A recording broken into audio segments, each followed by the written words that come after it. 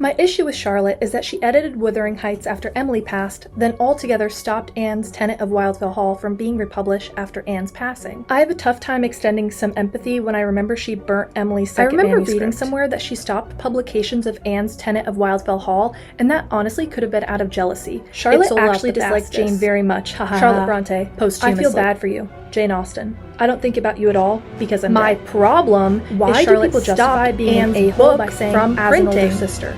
Not leaving any original version of her sister's work. I can understand editing of Wuthering Heights. I have a hard time having novel for Charlotte writing. She destroyed/burned that novel altogether, and we didn't see that work because of Charlotte. She killed her sisters a second time. It's time we stop the evil Charlotte Brontë propaganda. I've noticed that every time I mention Charlotte Brontë on my TikTok, I get a barrage of comments like that. Well, not like that, those are comments from my page. Because while Charlotte Brontë is best known for writing Jane Eyre, she is equally as known for the exaggerations or straight up lies spread about her. She hated Jane Austen, she hated her sisters, she was a homewrecker. But even the statement that Charlotte Brontë is the oldest Brontë sister is a lie. And it's a sad lie when you finally learn the truths. I want to delve into the main criticisms lobbed at Charlotte, not just for the sake of, accuracy, but for a bookish community so obsessed with facts and analysis that we are often called pretentious.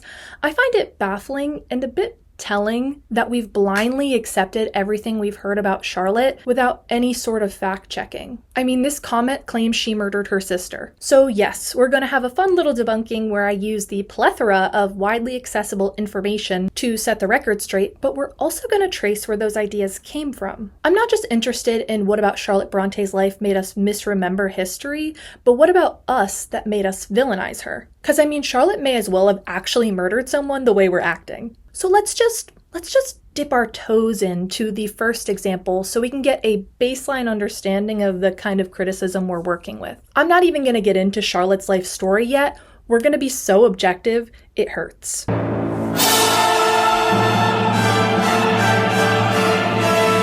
First and foremost, we gotta start by saying, if you didn't know, Charlotte Brontë was 1 year old when Jane Austen died. So if you just overheard that Charlotte and Jane had beef and there was some sort of lively rivalry, Jane Austen was dead before Charlotte could speak a sentence. So, for those who do know this though, it bolsters their argument by saying, oh, Charlotte Brontë is such a hater of someone who's literally dead, one-sided beef. Jane didn't even need to clap back because her work speaks for itself. So I'm guessing y'all didn't read Charlotte's criticisms. I think it's most important to note that Charlotte didn't publish these criticisms of Austen's novels.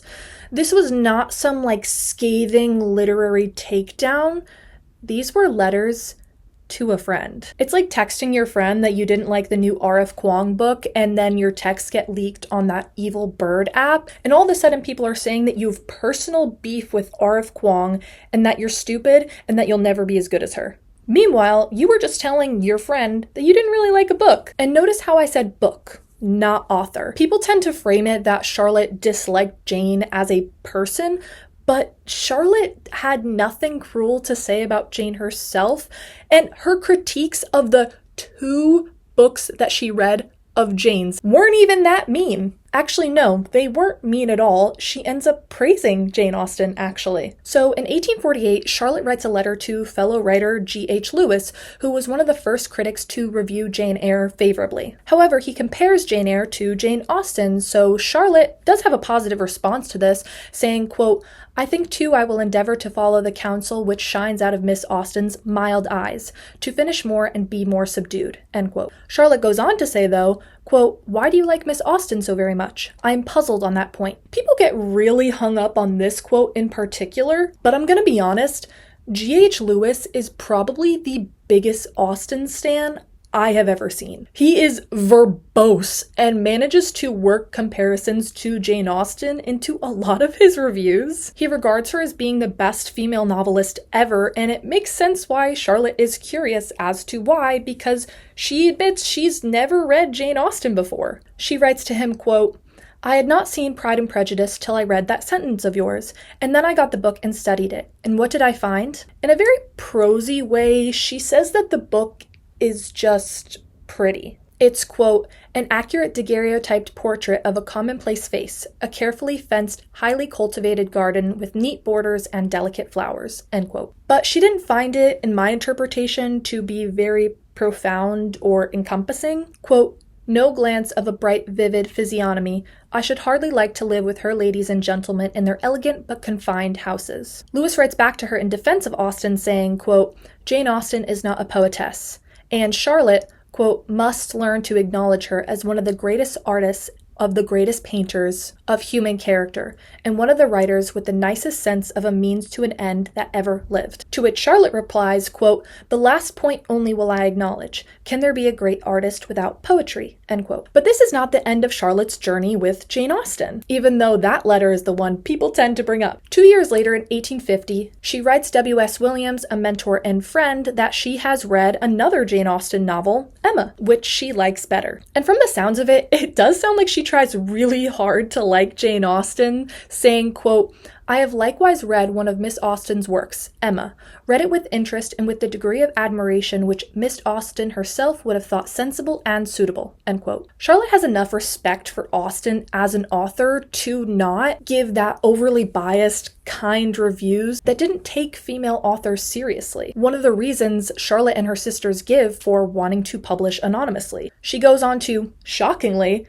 praise Austen, writing, quote, "She does her business of delineating the surface of the lives of the genteel English people curiously well," which is a group of people Charlotte's novels are also concerned with exploring. However, she has similar criticisms to Pride and Prejudice, basically saying that Jane Austen is kind of surface level, and Austen, quote, "ruffles her readers by nothing vehement, disturbs him by nothing profound.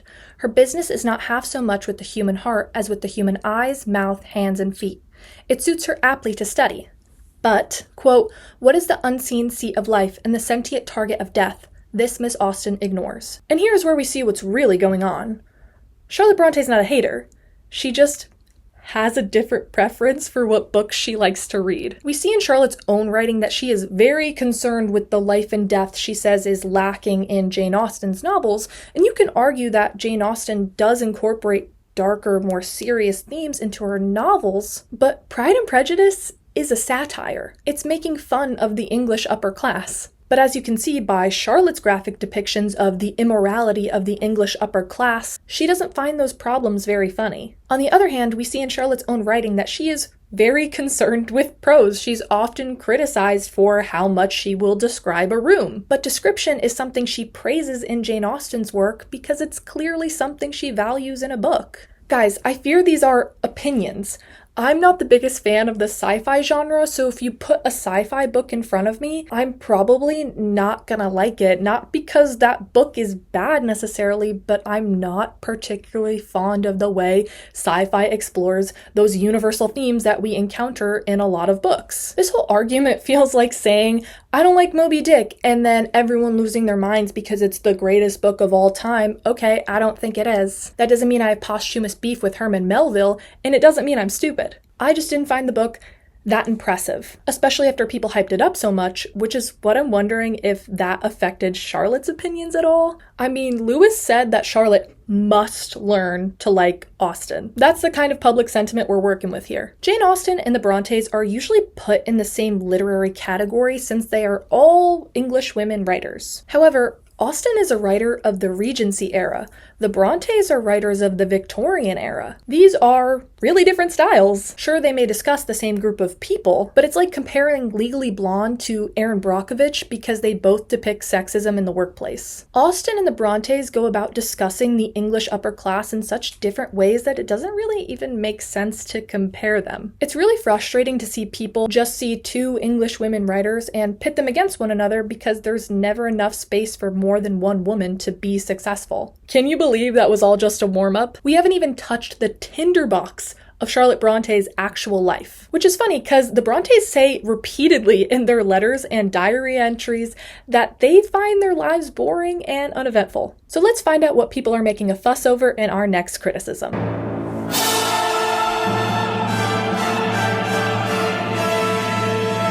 This one is so insane that I debated skipping it altogether, but I think it sets a nice timeline for the Brontes' lives that we can refer back to throughout the video. For the most part, the Brontes always lived together and were schooled together. In 1824, when Charlotte is about 8 and Emily is about 6, they enroll at the Clergy Daughters' School at Cowan Bridge, along with their two older sisters, Mariah, age 10, who the Brontes' mom, Mariah Branwell, named after herself, a true Lorelai Gilmore moment, and their other older sister, Elizabeth, who was 9. In 1825, though, Mariah and Elizabeth get sick and return home to die of tuberculosis. Charlotte and Emily return home shortly after. If you're familiar with Jane Eyre, you'll notice the similarities between her older sister's death and Helen. People tend to think all of the Brontes' first novels were just masterpieces right off the bat, but ever since they were young, they'd been writing novels. Co-writing novels, in fact. Also in 1825, Charlotte and her brother Branwell, yes, she also had a brother who their mom named after herself as well, they came up with the fantasy world of Glasstown and Angria when they were about 8 to 9 years old. This makes Emily and Anne about 7 and 5 respectively. These elaborate sagas, and I'm talking like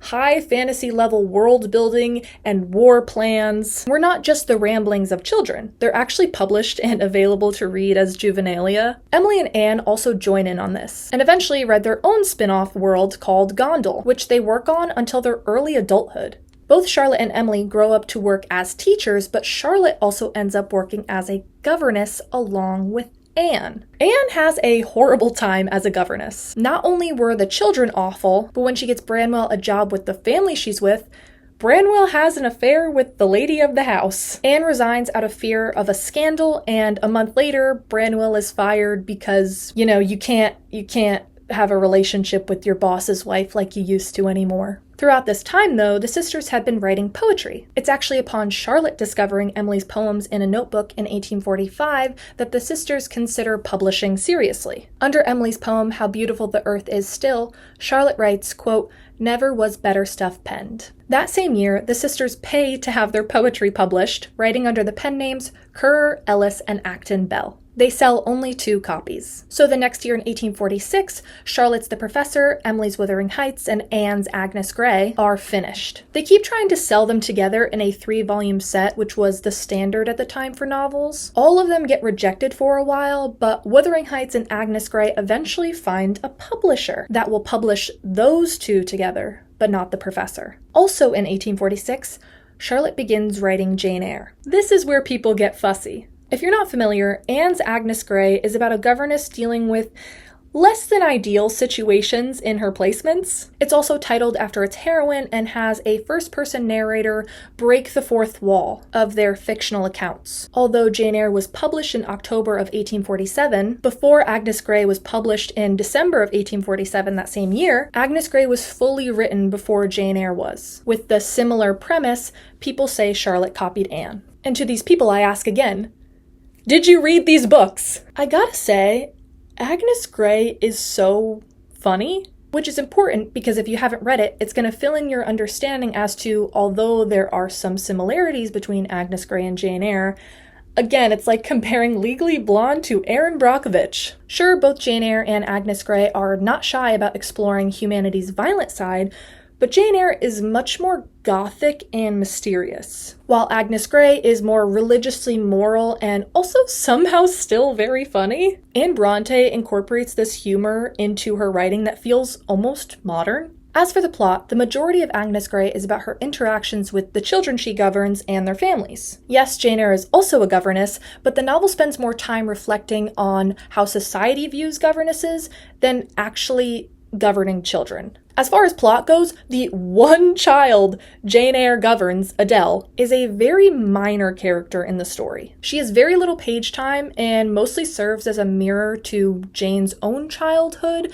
as well as another mystery about Mr. Rochester. Meanwhile, for Agnes Grey, she lives with 2 families totaling 7 children altogether. But what's so funny is because what connects these books is actually what makes them different. As the Oxford World Classics edition of Agnes Grey puts it, quote, "Jane Eyre and Agnes Grey are often grouped together as parallel novels, dealing with the problems of life as a governess. In many ways, however, they are reverse images of each other when it comes to the representation of childhood." The first 10 chapters of Jane Eyre show how horribly abusive Jane's childhood was. Agnes Grey takes about 5 to 10 pages here and there to talk about how good her family was to her, to the point she feels spoiled and too coddled, and sets out to be a governess to prove she can contribute to her very, very kind family. We see here that it's not just plot that differentiates these 2 novels, but the characters as well. We're dealing with protagonists who had opposite childhoods, and therefore have very different outlooks on how to govern children. This is where we get to the real meat of it, because these books are saying entirely different things. Because of Jane's lonely childhood, she helps Adele like no one helped her. When Rochester tells Jane all these bad things about Adele, similar to how Mrs. Reed and the servants talked about Jane, she doesn't listen to him. She doesn't let that color her judgment and ultimately finds Adele to be a very sweet girl. Agnes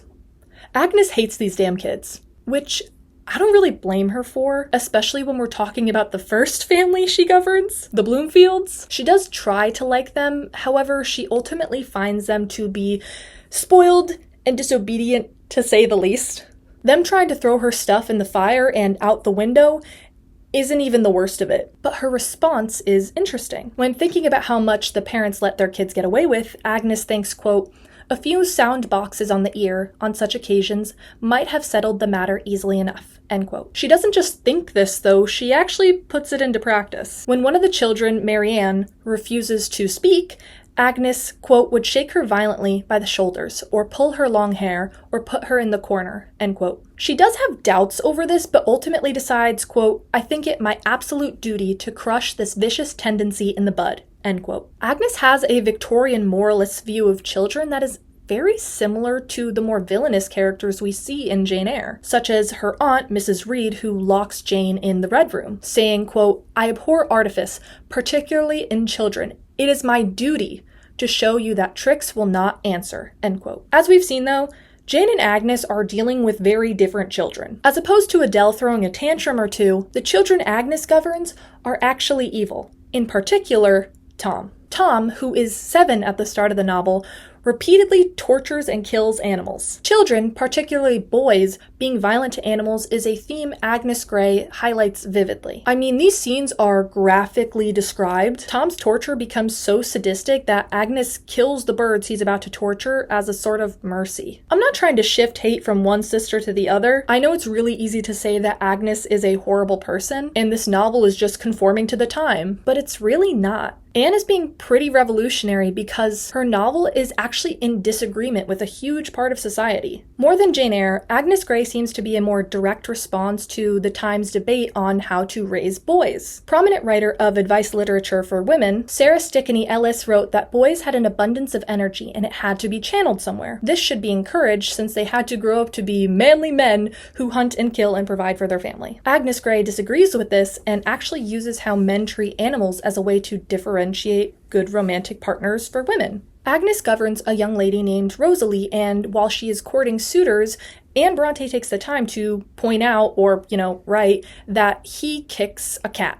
Meanwhile, Agnes's love interest pets the cat, which seems very intentional not only to include animals, as she does a lot throughout the book, but to point out how people treat them. This connection between animal abuse and violence against women is not exclusive to Agnes Grey. In Wuthering Heights, Heathcliff hangs Isabella's dog after they get married, an omen of their soon-to-be violent marriage. Yet we don't see people saying Agnes Grey is copying Wuthering Heights or vice versa, because they're not. These are sisters who not only physically wrote together, here's the cutest drawing from Emily's diary of her and Anne writing together, but as you'll recall, they literally co-wrote stories together. On top of that, they pretty much always lived together, schooled together, and had a lot of the same life experiences, and held a lot of the same jobs. Some of their stuff is gonna overlap because they've literally just been exposed to the same experiences and hold similar values. I mean, you can argue that Jane Eyre is also very religious. I mean, look at the ending.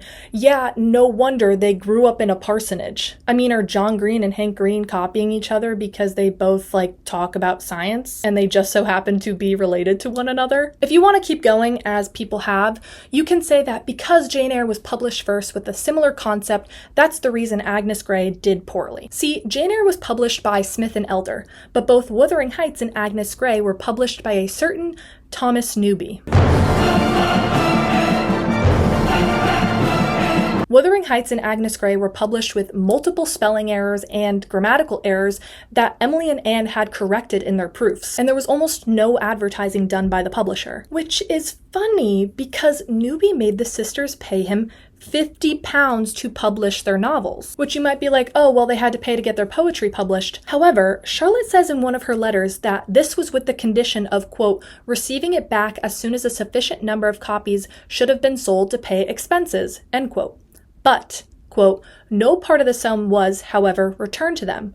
When reminded of his engagement, Mr. Newby pleaded advertising expenses. For context, Charlotte says that as a governess, she made £20 a year. So not only did Thomas Newby waste away the money he scammed Emily and Anne out of, but he had to deal with the fact that because he didn't spend that money on good printing or advertising, the books weren't doing as well. Newby got so desperate that he said that Wuthering Heights and Agnes Grey were published by the same author who wrote Jane Eyre, trying to mooch off of Charlotte's success. This rumor goes so far as the United States, where unauthorized editions of the sisters' novels further confuse readers on which Belle wrote which novel, or if all the Belles are just one person. In E.P. Whipple's North American Review in October of 1848, he reviews Wuthering Heights, saying, quote, this is especially the case with Acton Belle, which is Anne's pseudonym, Emily's is Ellis Belle, author of Wuthering Heights, The Tenant of Wildfell Hall. The Tenant of Wildfell Hall is Anne's other novel, and if we are not mistaken, of certain offensive but powerful portions of Jane Eyre. Yeah, that would be Charlotte Brontë or Currer Bell. And he also says that, quote,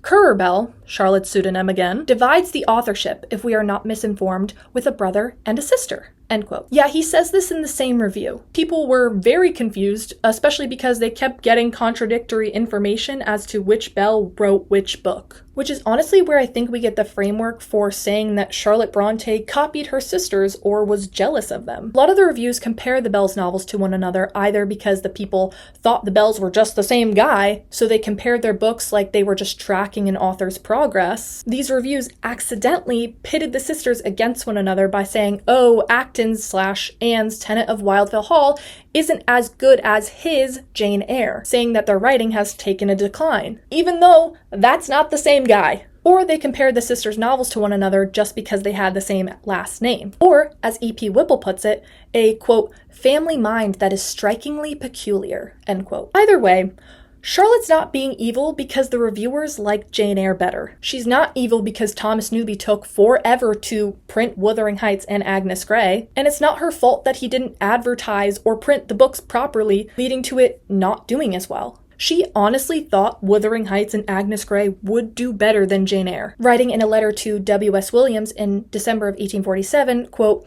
I should say Wuthering Heights merits the epithets of vigorous and original, much more decidedly than Jane Eyre did. Agnes Grey should please such critics as Mr. Lewis, for it is true and unexaggerated enough. End quote. Later in her life, we even see Charlotte's response when given the opportunity of overshadowing a loved one. Charlotte's novel Villette was supposed to come out at the same time as her close friend Elizabeth Gaskell's novel Ruth. So, Charlotte pleaded with her publishers to push the release of Villette back. From Charlotte's history, it seems she never wanted to overshadow any of her loved ones. And not just that, she'd go to bat for them too. Because when Emily and Anne's books are misprinted, guess who speaks up for her sisters? Oh yeah, it's Charlotte. When Wuthering Heights and Agnes Grey first came out and the sisters noticed all these errors that they had corrected, Charlotte sent a letter to W.S. Williams. She writes, quote, Mr. Newby shuffles, gives his word and breaks it. Smith & Elder, Charlotte's publisher, is always better than their promise. My relatives have suffered from exhausting delay and procrastination, while I have to acknowledge a management once businesslike and gentlemanlike. I should like to know if Mr. Newby often acts as he does with my relatives, or whether this is an exceptional instance of his method. End quote. 2 months later, in another letter to W.S. Williams, she gets more aggressive. Quote, the orthography and punctuation of the books are mortifying to a degree. Almost all the errors that were corrected in the proof sheets appear intact in what should have been the fair copies. If Mr. Newby does business in this way, few authors would like to have him for their publisher a second time. End quote. She threatens that if Mr. Newby doesn't get his act together, my sisters are going on to a bigger and better publisher. They deserve what I have. This is where we're going to get into the next criticism.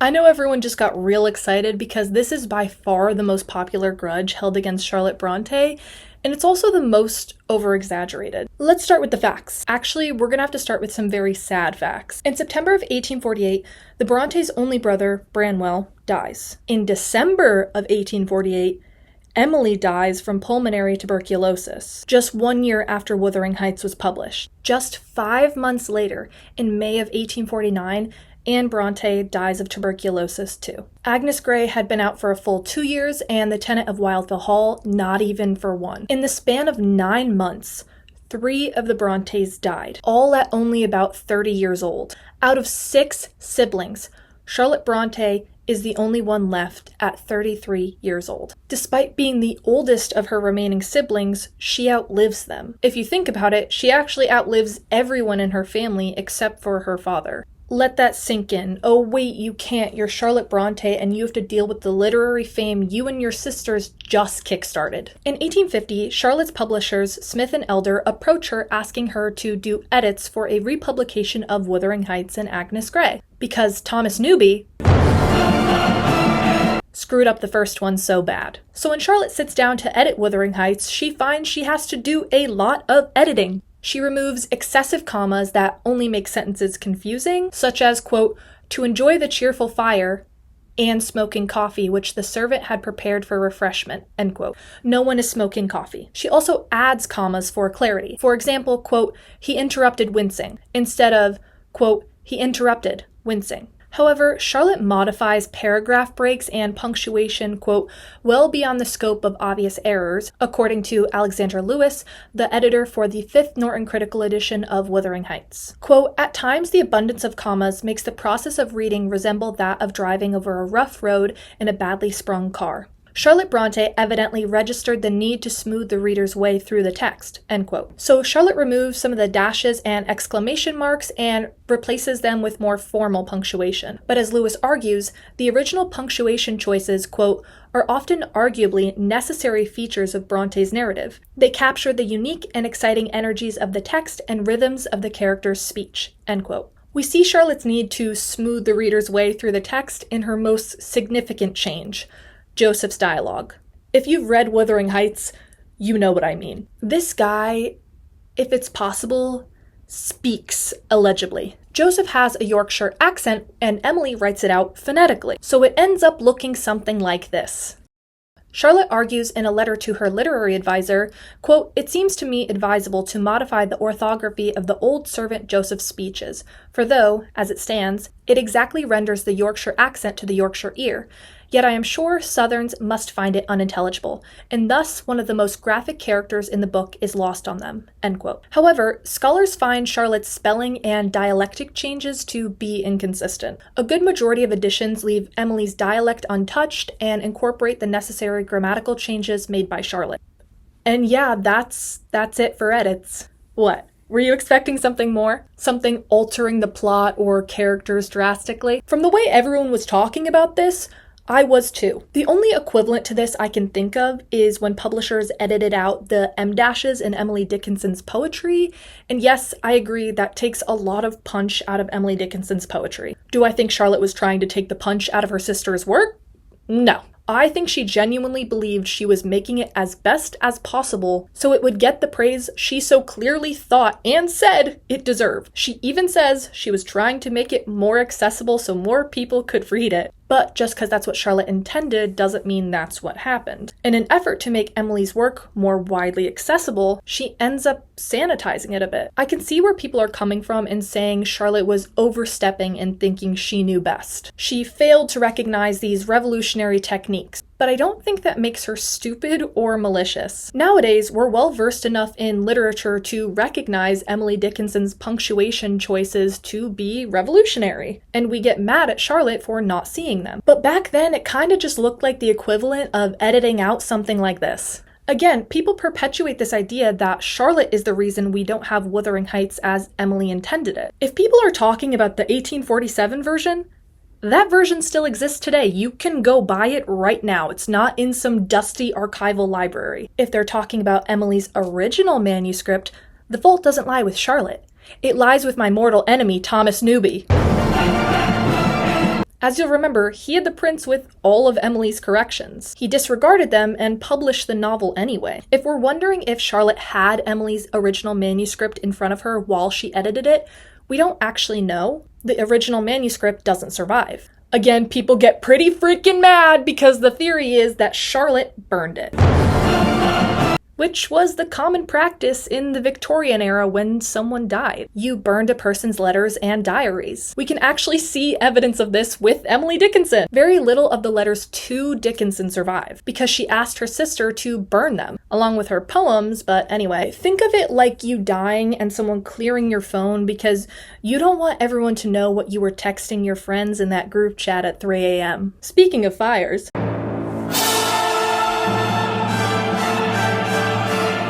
the only proof we have of some sort of second novel comes from a letter from Newby to Emily in February 1848. It reads, quote, "I shall have great pleasure in making arrangements for your next novel. I would not hurry its completion, for I think you are quite right not to let it go before the world until well satisfied with it. For much depends on your next work if it be an improvement on your first. If it falls short, the critics will be too apt to say that you expended your talent in your first novel. I shall therefore have pleasure in accepting it, upon the understanding that its completion be your own." End quote. That's literally all we have. No title, no characters, no plot, nothing. We have no idea how far along she even was in it, or if she was just telling Newby she had an idea for a second novel. Because let's keep in mind that Emily dies in December of that year. Charlotte says she was sick for about 2 months prior. Maybe Emily could have had some semblance of a first draft, or even a complete first draft, or even a second draft. That's my point. We don't know. Emily could have burned Wuthering Heights and her second novel before she died. Anne could have burned it. A cat could have eaten it and thrown it up. We don't know. We gather 2 very important things from this letter, though. First, Emily said she didn't want the book to go out into the world until she was well satisfied with it, which clearly she wasn't, or else we would have it. She wanted the completion to be her own, so are we mad at Charlotte for editing Wuthering Heights or not editing the second novel? I, for one, would be very mad if someone published my first draft. 2, we see a hint of the pressure the Brontes were under to have a good public image, a theme that is very prevalent throughout their professional lives, and something Charlotte is left to deal with. Something we can see contributing to her editing of Wuthering Heights so harshly, something we can see contributing to a lot of what she does in the future. For as much as we don't know about the editing of the 1850 version of Wuthering Heights or the mysterious second manuscript, I find it strange people aren't as upset about what we know for a fact. Thomas Newby deliberately published typos and grammatical errors that Emily and Anne had corrected.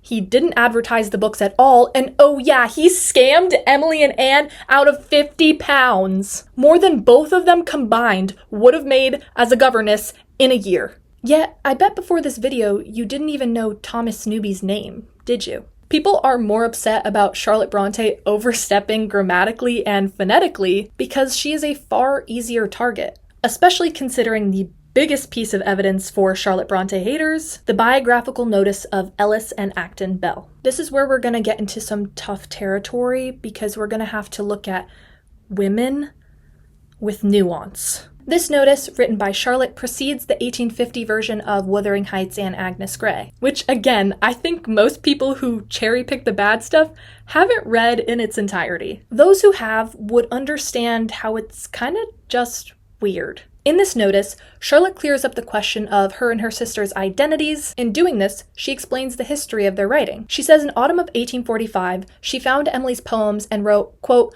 "To my ear, they had also a peculiar music, wild, melancholy, and elevating," end quote. As for Anne's poetry, Charlotte said they had a, quote, "sweet, sincere pathos of their own," end quote. Again, negating the idea that she thought she was better than her sisters and she was trying to sabotage them. She says nothing about her own poetry in the notice. In reference to that poetry book failing, Charlotte writes in the notice, quote, "All of its merits to be known are the poems of Ellis Bell. The fixed conviction I held and hold of the worth of these poems has not received the confirmation of much favorable criticism, but I must retain it now, notwithstanding." End quote. Here we see Charlotte push back on critics, and I'd like to note that she never pushes back on her own, often thanking them, as we saw with Jane Austen superfan G.H. Lewis. But for her sisters, she will push back. In the biographical notice, she says of Wuthering Heights and Agnes Grey, quote, "Critics failed to do them justice. The immature but very real powers revealed in Wuthering Heights were scarcely recognized. Its import and nature were misunderstood. The identity of its author was misrepresented, end quote. This is where we see why this notice is so odd. Her compliments tend to be undercut by words like immature or saying Emily and Anne were not learned. But then they conflict with other parts of the notice, because how can Emily be immature but also have, quote, a secret power and a fire that might have informed the brain and kindled the veins of a hero, end quote. How could Anne be unlearned but also, quote, reflective and intelligent, end quote. I believe this answer lies in the last line of the notice. Quote, this notice has been written because I felt it a sacred duty to wipe the dust off their gravestones and leave their dear names free from soil, end quote. Critics were ripping Emily and Anne apart, not just their work, Emily and Anne, saying the sisters themselves enjoyed brutality and violence. As Charlotte puts it, quote, these false ideas will naturally arise when we only judge an author from his works, end quote. As you've seen throughout the video, I've relied heavily on direct quotes because there's literally factual evidence disproving a lot of these wild claims. However, from now on, I'm going to have to start conjecturing. I'm still going to use quotes to back up my hypotheses, but I can't say this is the 100% truth. On the following topics, no one, not even scholars, not even articles, not even those comments, can claim they have the 100% truth. I'm simply offering a supported, different perspective that doesn't assume the worst in someone who otherwise deeply loved her sisters. Charlotte simply would not accept these smears on her sisters, and I think took a very mixed route to address them. She pushed back on critics, but tried to alleviate the blame on her sisters by saying they hadn't grown up yet. She said they, quote, wrote from an impulse of nature, end quote, and that strangers didn't know her sisters, but in, quote, the intimacy of close relationship, they were genuinely good and truly great, end quote. Charlotte wanted her sisters and their work to be remembered as they should be, truly good and great. This was really hard to accomplish in Victorian society, a society that simultaneously wanted to explore the heart and soul, but not too much that it got too scary or ugly. Charlotte tries to toe this line, but I think in giving a full view of her sisters, both the good and the bad as to look honest, transparent, and possibly unbiased, she ends up pleasing no one. People have misconstrued this as her being jealous of her sisters or looking down on them. Would a jealous person continuously and unabashedly admit that Emily's poems were better than hers? That Wuthering Heights and Agnes Grey were more deserving of critical praise than Jane Eyre? Which, by the way, I'd like to point out that Jane is Emily's middle name. And from their mother, we know this family likes to name things after their loved ones. In this notice, I see quite the opposite of her being jealous or trying to ruin their careers, but as I said, she took a very mixed route to address them, both trying to satisfy her sisters and the critics, which I think led to some very unintended consequences, because in the notice we see evidence for our next criticism.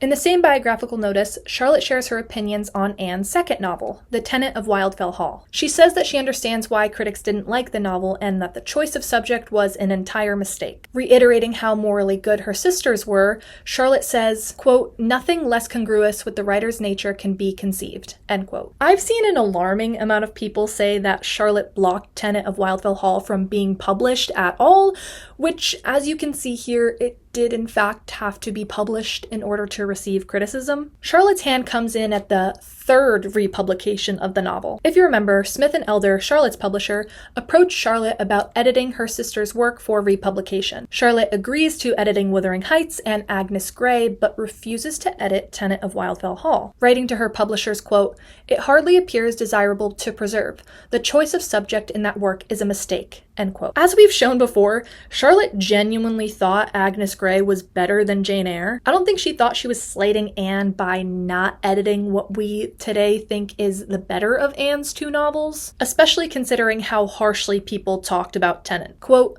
the scenes which the heroine relates in her diary are of the most disgusting and revolting species, one of the coarsest books which we have ever perused. And of course, the author has, quote, a morbid love of the coarse, not to say of the brutal, end quote. So the biographical notice replaces the assumption that Charlotte is jealous of Tennant because it sold out faster than Jane Eyre, actually needing to be republished for its second time just a few months after being published, with another reason for Charlotte's dismissal of the novel. Charlotte writes that Anne, quote, had in the course of her life been called on to contemplate, near at hand and for a long time, the terrible effects of talents misused and faculties abused. She brooded over it, the tenant of Wildfell Hall, till she believed it to be a duty to reproduce every detail as a warning to others, end quote. Anne seems to confirm this in her preface to the second edition of The Tenant of Wildfell Hall, where she goes on about portraying life honestly and people as honestly as they are, no matter how bad. Quote, I feel it my duty to speak an unpalatable truth. With the help of God, I will speak it, though it be to the prejudice of my name and to the detriment of my readers' immediate pleasure as well as my own. End quote. This, coupled with Charlotte saying that Anne had to watch people misuse and abuse their faculties and talents, it seems they're referring to their brother, Branwell. Branwell himself was also an artist and a writer. He was also an alcoholic and an opium addict. From Charlotte's accounts of his final moments, writing, quote, in his feelings towards his relatives, all bitterness seemed gone. She seems to say Branwell did what most addicts do. He was upset at the people trying to help him and those who disapproved of his actions. From this to Anne, from all of that, as well as the contents of Tenant of Wildfell Hall itself, it seems that Branwell lashed out at his loved ones in ways that weren't pretty. Charlotte and Anne took very different approaches to this. Charlotte turned her back on her brother, with one scholar even claiming that she didn't speak to him for 2 years. And in her account of his death, she says that she did not cry for him, only what he could have become. Which seems like she's putting on a tough exterior because that is from a letter to her publishers. However, Anne writes that Charlotte had, quote, a season of severe domestic affliction, end quote. Meaning Charlotte was so emotionally sick that Anne says she had a hard time doing much of anything. As can be the case with addicts, I think Charlotte was feeling a weird mix of emotions where she was relieved that her brother wasn't suffering anymore, relieved that he wasn't the hand of his own suffering, and relieved to be that they weren't on the receiving end of his pain, but also experiencing the grief of losing a brother who you built an entire world with. In Charlotte's account of his death, she writes, quote, it is not permitted us to grieve for him who is gone as others grieve for those they lose, end quote. As for Anne, she grapples with his addiction very differently. In The Tenant of Wildfell Hall, the character Arthur Huntington is a drunk and a drug user. He treats his wife Helen horribly. He disappears for months, berates her, steals from her. But even after Helen escapes Wildfell Hall, once she hears that Arthur is sick, she returns back to help him. She believes she can save his soul. She believes no one is beyond help. Another character, Loughborough, is a good man, but also a drunk. We don't know if either of these characters is Branwell. However, the theme of forgiving someone who has wronged you is notable here. This book would be mortifying to Charlotte for a number of reasons. First off, it would either expose or confirm to the public what they already knew about Branwell. He was a drunk, he stole, etc. And it showed there was a different way to go about things. Can you imagine reading that after Branwell, Emily, and Anne are gone? That you don't have a chance to try a different course of action? Look, I'm not trying to excuse Charlotte's actions by making you pity her. It may seem like I'm the one cherry picking in the opposite direction now, but I'd like to consider this video more of a response to these surface level critiques rather than the sole narrative and truth of Charlotte Brontë. I think to get as close as possible to that historical accuracy and preservation we all seem to be acting in the name of, we have to understand that to be historically accurate means looking at these people as people. People often talk about how poorly Charlotte managed her sister's literary estates after they died. This article is from JSTOR Daily.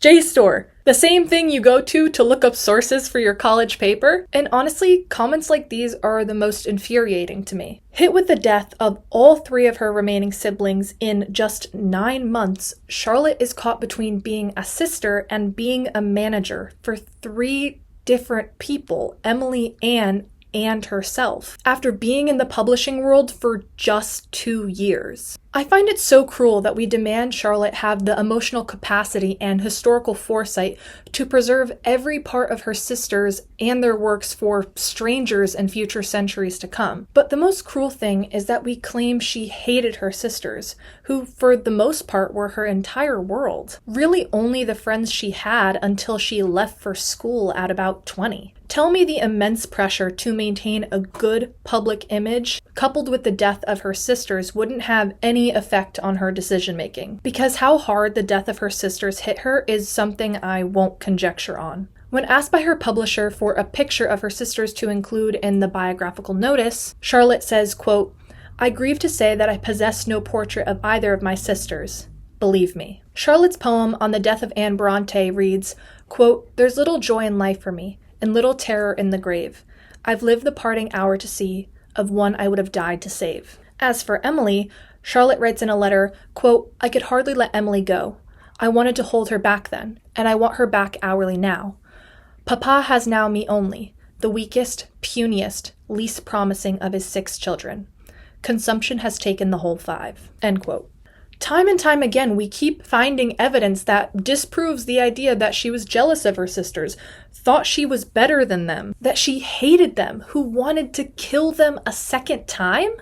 I'm really confused about the kind of fanfic we're creating here. So where did these ideas come from? Since this narrative has lasted almost 2 centuries now, there has been layers upon layers of framework that have kept it alive for generations. Of course, starting with Thomas Newby. He messed up the Brontes' publications the first time, causing them to need to be republished and edited. He was the one who started the rumor that the Bells were all just the same guy in order to sell more copies of Emily and Anne's books, since he messed up the printing and the advertising, which again I think planted the seed for people to say that Charlotte was jealous of them, but it also planted the seed for us to continuously compare the Brontes to one another, just as those reviewers did back in the day because they thought the Bells were all the same guy, or they were just like, oh, Belle. And other Belle, which I find really weird because we're not comparing them to other writers of the time, like, say, George Sand, who Charlotte Brontë really admired, or Elizabeth Gaskell, Charlotte's personal friend. But when people start digging into the Brontes' personal lives after Charlotte dies, in things like an early edition of Wuthering Heights, we can see scholars calling Charlotte Brontë stupid for not recognizing the genius of Emily's grammatical and phonetic choices, or whining that maybe we would have known why Emily or Anne made this or that choice if it wasn't for the stupid Charlotte. It's such faux intellectualism to look back on history and be like, well, I would have done that differently. Well, I would have done this. Would you? Let's check back in 100 years and see which future classics you recognize to be revolutionary today. Because of course, you would have preserved all of Emily and Anne's stuff. You knew they were gonna be famous for 2 centuries. As literary history lovers, book lovers, we can get really caught up in our desire for preservation. While sometimes we can't control things being lost to time, like, say, Sappho's poems, if there's someone to blame, especially someone notable to blame, we feel we were robbed. We want as much of these people as possible, to the point it kind of borders on parasocial, which I think is where we start bridging into modern day. I got a comment once saying that people tend to pick a favorite Brontë sister, kind of like a K-pop bias, and side with them no matter what. This isn't necessarily something new, but I think it's especially disappointing considering how much more access we have to all of this information disproving it. It being Charlotte hating Jane Austen, or even just elucidating why Charlotte managed her sister's literary estates the way she did. But I feel in our current political climate, our social media climate, our headline news climate, we favor more extreme opinions. Everything from Charlotte Brontë as evil to even things such as Emily Dickinson was a gay icon. I know I'm bringing up Dickinson a lot, but I think the mythos surrounding Emily Dickinson and the Brontes in particular is really interesting because they go in opposite directions, despite Emily Dickinson and Charlotte Brontë being kind of similar. They both suffered from depression at the very least.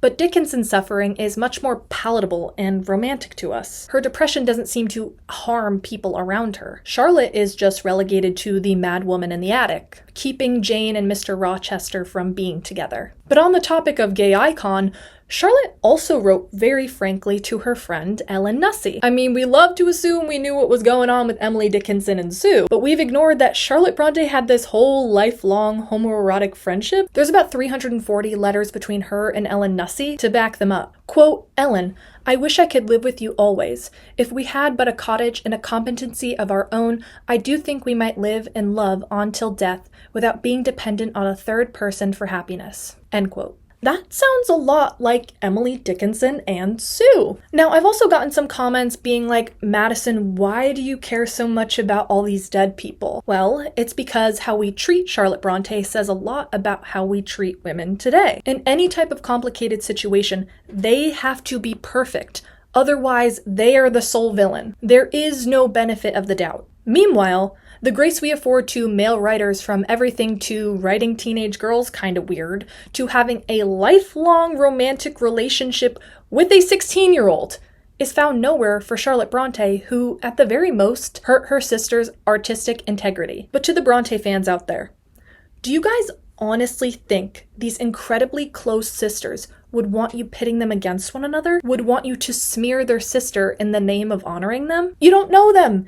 And you're not entitled to knowing them. The Brontes have written time and time again that they wanted privacy, another contributing factor to them wanting to publish anonymously. They did not want people in their personal lives. And they were right. One of them gives you a peek in. You assume the worst in her. When you guys say you're interested in complicated women like, say, the strange and dark Emily Brontë, or the shy but religion-obsessed Anne Brontë, but hate Charlotte, I don't believe you, because unlike Emily and Anne, we actually have hundreds of letters and documents from Charlotte, including a whole biography written by a personal friend, Elizabeth Gaskell. You see all of Charlotte Brontë and you hate her. I think people see a name on a page or in a textbook and are like, oh, that's a fictional character. They forget these are real, actual people who lived and breathed and hurt and loved and made mistakes like we all do. People suffocate Charlotte with all this historical foresight and prevent her from being a human being. I'm not even gonna say complex human being, but a human being. Because only a handful of Emily and Anne's letters and diaries survive,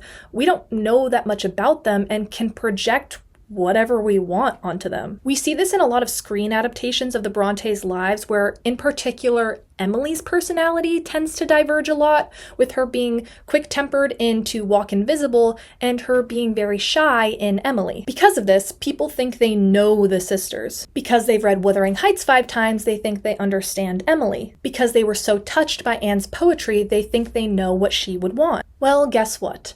You're just as bad as those critics who thought Emily was a violent person because they thought Wuthering Heights was evil. You're doing what the Brontes specifically did not want you to do. Assume you know the type of person they are based on their work. People fail to recognize that that girl you hate so much, Charlotte, she knew her sisters better than we ever will. She edited her sisters' works because she knew them better than we ever will. She did or didn't do away with her sisters' works because she knew them better than we ever will. And I think we hate to believe that Emily and Anne, the people we've grown so close to, wouldn't want us to see all of them. Again, I, nor anyone else, can confirm why Charlotte Brontë did what she did. But if we're acting in the name of historical preservation, being historically accurate is also realizing that people aren't purely good or purely bad. When I talk about how much I love Jane Eyre or defend Charlotte Brontë on my TikTok, I usually get hit with a lot of comments being like, but Charlotte did this. When it comes to Charlotte Brontë,